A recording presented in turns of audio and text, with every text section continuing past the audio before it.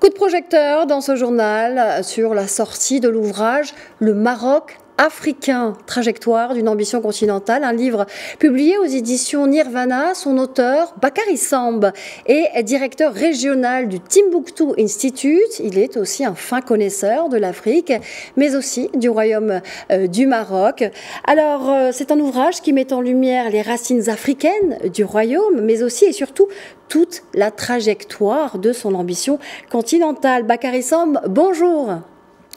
Bonjour et merci de cette invitation. On est ravis de vous recevoir. Alors, la problématique qui est au cœur de votre ouvrage est d'abord de cet ancrage historique du Maroc en Afrique subsaharienne, un ancrage qui expliquerait sa grande implication contemporaine, mais aussi son influence à travers le continent. Expliquez-nous ce prisme que vous avez décidé de développer dans cet ouvrage. Oui, lorsque le Maroc s'implique en Afrique, seuls ceux qui ignorent l'histoire peuvent penser que c'est une nouveauté, etc. Alors que ça plonge ses racines dans le passé commun. Il y a un proverbe malinké, je suis à Bamako, qui dit bien que le monde est vieux, mais l'avenir sort du passé. C'est exactement cela qui se reflète sur les relations entre le Maroc et les autres pays africains et sa spécificité au sein de l'ensemble maghrébin, au sein du monde arabe, c'est que le Maroc est dans une forme d'africanité assumée dans sa politique étrangère, assumée aussi dans ses relations construites de longue date, notamment depuis l'histoire, mais aussi tout au début de l'indépendance, même avant, avec la construction de l'unité africaine, qui a été un credo assez important dans cette politique africaine du Maroc. Donc, j'ai voulu revisiter cette histoire-là avec les sources peu connues des nouvelles générations, mais aussi des chercheurs occidentaux qui négligent ces sources historiques en arabe que j'ai voulu mettre en évidence pour expliquer que cette implication ne date pas d'aujourd'hui, mais c'est quelque chose qui est plongé dans l'histoire profonde des relations multiséculaires entre le Maroc et le reste du continent. Alors, cette histoire que vous revisitez dans cet ouvrage, c'est aussi les liens ancestraux, c'est aussi les liens sacrés, ce sont les liens spirituels entre le Maroc et l'Afrique. Vous en parlez en termes de constante religieuse de l'influence marocaine au sud du Sahara. Ça fait l'objet de tout un chapitre névralgique. Absolument. Vous savez, le Maroc, en plus d'être un partenaire stratégique, en plus d'être un partenaire historique, est un pays de ressourcement spirituel pour des millions d'Africains, à travers notamment, non seulement la Tijaniya, dont le siège est à Fès, dans le royaume du Maroc, avec cet accueil du fondateur de la Tijaniya, qui a été inquiété, en tout cas en Algérie, qui a été accueilli par Moulay Souleymane, au temps de Moulay Souleymane.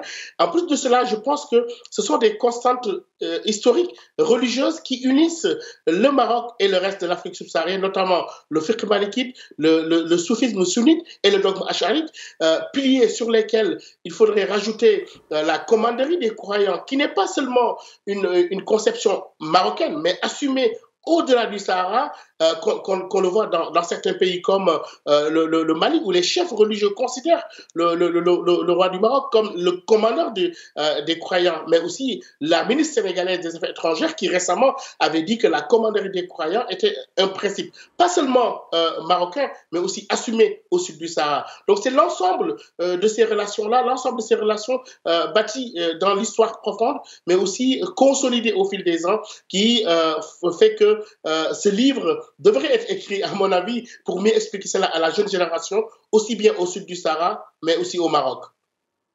Un livre écrit pour la jeune génération, vous dites Bakary Samb, et précisément parce que vous abordez également dans cet ouvrage les perspectives du nouveau rôle marocain dans une Afrique qui change de statut. Et là, je vous cite dans votre livre, c'est vrai que c'est une Afrique qui est en perpétuelle mutation avec un Maroc qui, dites-vous, est pourvoyeur de sécurité sur le continent. Est-ce qu'on peut revenir sur ce rôle nouveau, ce rôle contemporain aujourd'hui du Maroc sur le continent? Oui, un Maroc pourvoyeur de sécurité, dans le sens de sécurité humaine, au niveau alimentaire, avec notamment le rôle très important que l'OCP a joué, par exemple, dans le développement de l'agriculture au Nigeria, avec, en fertilisant véritablement ses relations, si j'ose dire, mais aussi au plan économique.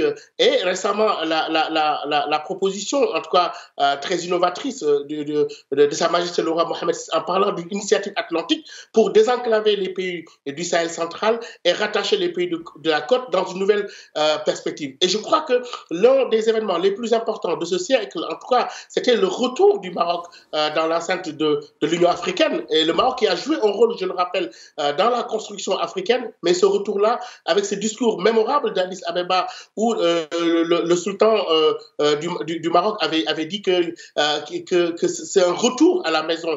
Et je pense que ce retour à la maison-là a complètement changé la nature des choses, avec une coopération de plus en plus intensifiée, mais aussi qui prend en compte la question de la souveraineté énergétique avec le Nigeria, mais aussi la question de la souveraineté alimentaire avec les fertilisants, le phosphate, le développement de l'agriculture, mais aussi la souveraineté à un moment où l'Afrique se questionne, où il change de statut. Le Maroc se positionne comme un véritable bridge power qui lie l'Afrique avec l'Europe, mais aussi qui intensifie la coopération sud-sud. Voilà, le royaume qui intensifie la coopération sud-sud. Cet ouvrage, le Maroc africain, trajectoire d'une ambition continentale, que l'on a vu tout à l'heure à l'antenne et que je remontre également ici, est aussi, c'est vrai, l'occasion de célébrer les 7 ans du retour du royaume du Maroc dans sa famille africaine le 31 janvier 2017. Le Maroc africain, trajectoire d'une ambition continentale, c'est donc ce livre qui est publié aux éditions Nirvana et dont vous êtes l'auteur, Bakary Samb. Je crois que prochainement, il sera présenté à Dakar également en présence des autorités et du corps diplomatique ainsi que de plusieurs chercheurs. Je vous remercie d'avoir été avec nous pour cet ouvrage dont on parlera encore. Bakary Samb, donc directeur régional du Timbuktu Institute et auteur du Maroc africain, trajectoire d'une ambition continentale. Merci à vous.